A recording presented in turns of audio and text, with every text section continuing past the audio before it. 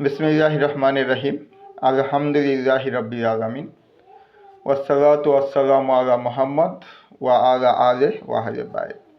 ওয়াসসালামু ওয়া তাসলিমু আলা সাবা আউলিয়া উম্মাত আজমাইন। সকলকে পবিত্র লাইলাতুল মোবারাকাত বা লাইলাতুল বরাত বলি বা শবে বরাতের শুভেচ্ছা জানাচ্ছি। আজ পবিত্র শবে বরাত, এটি একটি মহিমান্বিত রজনী। এই রজনীতে বিভিন্ন হাদিসের পর্যালোচনা করলে দেখা যায় এটি একটি মহিমান্বিত রজনী এবং এই রজনীতে মাগফিরাত চাওয়ার কথা বলা হয়েছে। এই রজনীতে ভাগ্য নির্ধারিত হয় সেটাও বলা হয়েছে। এখন আসি পবিত্র কোরআন পাকে কি এসেছে। সূরা দোখানে বলা হয়েছে, ইন্না আনজালনাহু ফি লাইলাতিন মুবারাকাতিন ইন্না কুন্না মুনজিরিন। নিশ্চয়ই আমরা উহাকে নাজিল করেছি বরকতময় বা মোবারকময় রাত্রিতে, আমরা সতর্ককারী ছি। অর্থাৎ এখানে উহাকে বলা হয়েছে, বিভিন্নভাবে বলা যায় যে আসলে কোরআন নাজিল হয়েছে বলা হইতেছে এই রাত্রে। আবার সূরা কদরে বলা হয়েছে, ইন্না আনজালনাহু ফি লাইলাতিল কদরি। নিশ্চয়ই আমরা উহাকে নাজিল করেছি কদরের রাত্রিতে। কদরের রাত্রি অন্ধকার এবং কৃষ্ণপক্ষের রাত্রি, অন্ধকার বা অমাবস্যার রাত্রি। এটা রমজান মাসের শেষ 10 দিনের কোনো বেজোড় রাত্রে সন্ধান করার কথা বলা হয়েছে হাদিসে, এবং 27শে রমজান রাত্রিতে হওয়ার সম্ভাবনাটাই প্রবল। এটা অন্ধকার রাত্রি, কোনো নির্ধারিত বা নির্দিষ্ট না যে এই দিনে হবে।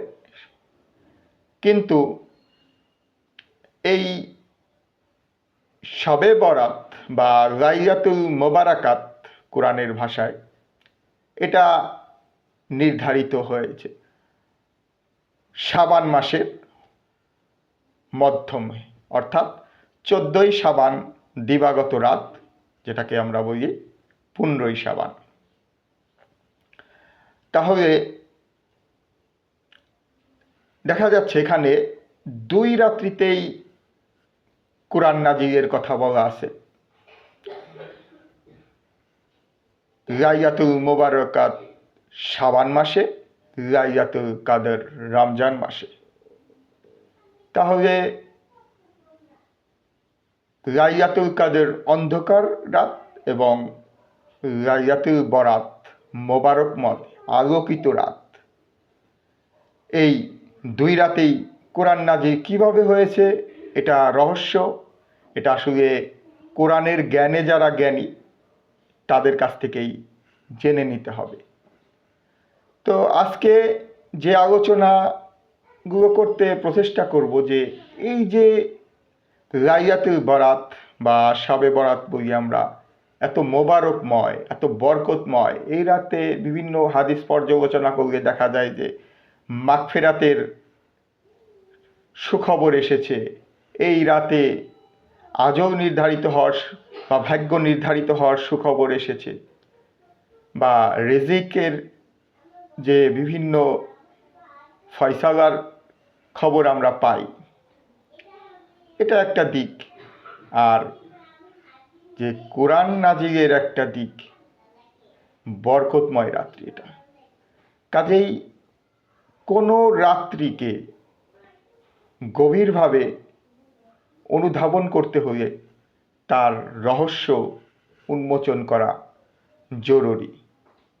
যে কী এমন রাত যার জন্য আমাদের এত এই রাত মহিমান্বিত, এই রাতে আমাদেরকে বেশি বেশি আল্লাহর স্মরণ করতে বলল, বেশি বেশি তার জিকিরের দিকে ধাবিত হতে বলল।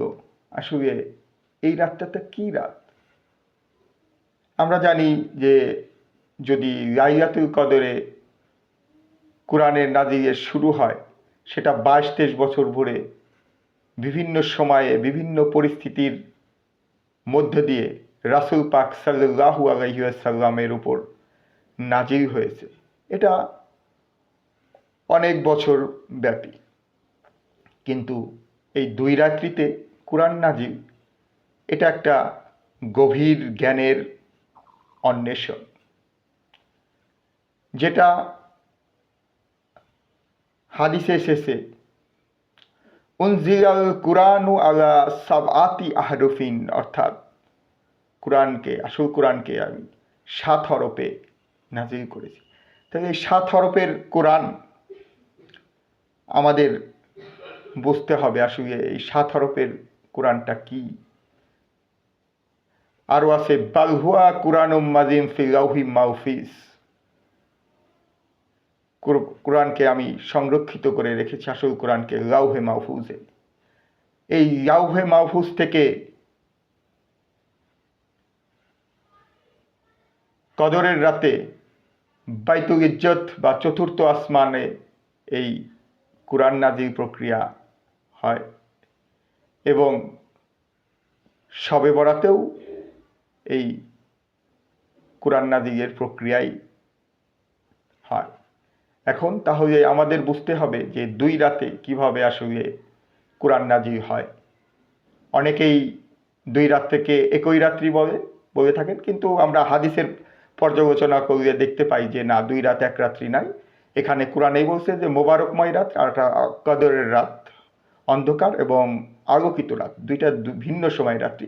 এবং হাদিসে এসেছে লাইলাতুন নিসফি মিন শাবান, শাবান মাসের নিসফি মানে অর্ধেক, অর্ধ শাবান মানে 14ই শাবান দিবাগত রাত, যেটা আরবিতে রাতের শুরু প্রথম 15ই শাবান রাত্রি। কাজেই ইসলামের প্রতিটি ঘটনার সাথে আরও কিছু মহিমান্বিত ঘটনা জড়িয়ে থাকে। যেমন আমরা এই শবে বরাতের রাত্রে হালুয়া রুটির বন্দোবস্ত করি, হালুয়া রুটি খাই। এটাই আমাদের জন্য আনন্দ, এটাই আমাদের জন্য খুশি, এটাই আমরা আল্লাহর অনুগ্রহ প্রাপ্তিতে খুশি প্রকাশ। তো সেই হালুয়া রুটি বা নরম খাবার কেন? আপনারা হয়তো জানেন কি জানেন না যে ওহদের যুদ্ধে আমাদের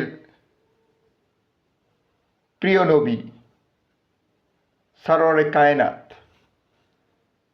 হজরত মুহাম্মদ সাল্লাল্লাহু আলাইহি ওয়াসাল্লাম, ওনার দন্তক মোবারক বা দাঁত শহীদ হয়।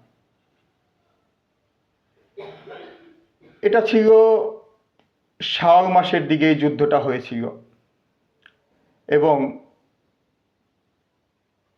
খাজা সাহেব যখন শুনতে পেলেন, দেখেন তখন উনি ছিলেন ইয়ামেনে, এবং তখন ইয়েমেন থেকে মক্কা মদিনার দূরত্ব প্রায় 2000 বা 2500 মাইলেরও বেশি। কাজেই খাজা সাহেব যখন শুনতে পারলেন, তখন ছিল সেটা শাবান মাস। তো উনি সেই দন্তক মোবারক শহীদ হওয়ার খবর শুনে অত্যন্ত মর্মাহত হলেন, এবং তিনি একে একে নিজের সমস্ত দাঁত পাথর দিয়ে ভেঙে ফেললেন রাসূল পাকের মহব্বতে। ভাবলেন যে এর চেয়ে বোধহয় আমার দোস্ত, আমার প্রিয় রাসূল, ওনার কষ্ট হয়েছে, এবং একে একে উনি দাঁতগুলো ফেলে দিলেন। আপনারা জানেন যে এই খাজা ওয়াইসাল কানি বারগাহে রাসূল, ওনার প্রতি তরিকত সালাম পেশ করছি।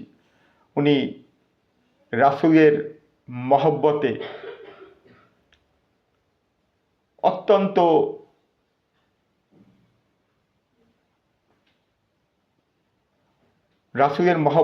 নিজের জীবন পরিচালিত করেছেন, এবং রাসূল পাক সাল্লাল্লাহু আলাইহি ওয়াসাল্লাম ওনার খিরকা মোবারক খাজা সাহেবকে উপহার স্বরূপ দিয়েছিলেন, যেটা ওনার মহব্বতের স্বরূপ। আর বারগাহে রাসূল, এর আগেও আমি বলেছি, বারগাহ শব্দের অর্থ দরবার, মানে যে দরবারে রাসূল তার নিজস্ব দরবারে প্রশংসিত, তার প্রশংসা হয়, এবং খাজা সাহেবের অন্তঃকরণ ছিল রাসূল পাকের জন্য প্রশংসার স্থান একটা। মানে খাজা সাহেবের অন্তরে শুধু রাসূলের জন্যই প্রশংসা ছিল। মানে খাজা সাহেবের অন্তরটাই ছিল রাসূলের একটা দরবারের মতো, যে যে দরবারে যেমন তার প্রশস্তি হয়, স্তুতি হয়, সে খাজা সাহেবের অন্তরে রাসূলের স্তুতি, রাসূলের গুণগান, রাসূলের মহব্বত ছিল। এজন্য ওনার অন্তরটাই হয়েছিল দরবার হয়ে গেছিল। কাজেই সেই খাজা সাহেব তার দন্তক মোবারকগুলো এক এক করে ফেলে দিলেন। তখন জিবরিল মারফত রাসূলুল্লাহ সাল্লাল্লাহু আলাইহি ওয়াসাল্লাম যখন খবর পেলেন যে তার মহব্বতে তার দোস্ত খাজা সাহেব একে দাঁতগুলো ফেলে দিয়েছেন, রাসূল পাক তখন মর্মাহত হলেন এবং তিনি ফাতেমা তার কন্যা খাতুনে জান্নাত ফাতিমা আলাইহিস সালামকে বললেন, হে ফাতেমা, হালুয়া রুটি তৈরি করো, পাঠাতে হবে খাজা সাহেবকে। তৈরি করলেন এবং উনি খাজা সাহেবকে সেই হালুয়া রুটি জিবরিল মারফত পাঠিয়ে দিলেন, দেওয়ার ব্যবস্থা করলেন। এবং এই মোবারকময় রাত্রিতে রাসূলুল্লাহ সাল্লাল্লাহু আলাইহি ওয়াসাল্লাম 40 জোড়া রুটি বিতরণ করতেন। যদিও অনেকে এই হালুয়া রুটির প্রচলন অনেকভাবে বন্ধ করার চেষ্টা করেছেন, কিন্তু ইসলামের যে ধারা, যে প্রকৃত ধারা, এটা তো চলমান থাকবে। এই হালুয়া রুটির চলমান থাকবে। এটাই এই রাতের মাহাত্ম্য, যে এই রাতের সাথে জড়িত আরেকটি গুরুত্বপূর্ণ ঘটনা, কুরআন নাজিল প্রক্রিয়া একটি গুরুত্বপূর্ণ ঘটনা, এবং তার সাথে রাসূল পাকের মহব্বতে সমস্ত দাঁত যে ফেলে দিয়েছিল তার এবং রাসূল তার মহব্বতের নিশারা স্বরূপ ওনার যে হালুয়া রুটি পাঠিয়েছিলেন, এটা যে মহব্বতের যে প্রকাশ, এটা চিরকাল জাগরিত থাকবে। যতদিন এই ইসলামের ধারা চিরকাল জাগ্রত থাকবে, এই আমাদের এই মহব্বতের নিশানা স্বরূপ। কাজেই এই মোবারকময় রাত্রির গভীরতা অনুধাবন করার সুযোগ দিক আমাদেরকে। আসলে কি এমন রাত, যেমন লাইলাতুল কদর সম্বন্ধে বলা হইতো যে লাইলাতুল কদর খায়রুম মিন আলফি শাহর, এটা 1000 মাসের চেয়ে উত্তম।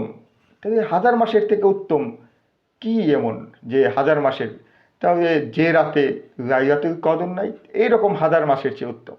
কাজেই লাইলাতুল কাদরের রাত, লাইলাতুল বরাতের রাত কেন আমাদের জন্য এত তাৎপর্যমণ্ডিত, কেন আমাদের জন্য আজও নির্ধারিত, কেন আমাদের জন্য রিজিক বন্টিত, এগুলো আমাদের একজন জ্ঞানী লোকের কাছ থেকে শিক্ষা নিতে হবে যে আসলে প্রকৃত তাৎপর্য কী। তো সকলকে লাইলাতুল মোবারকের শুভেচ্ছা জানিয়ে আমি আমার সংক্ষিপ্ত বক্তব্য এখানেই শেষ করছি। সকলকে শুভেচ্ছা জানাচ্ছি।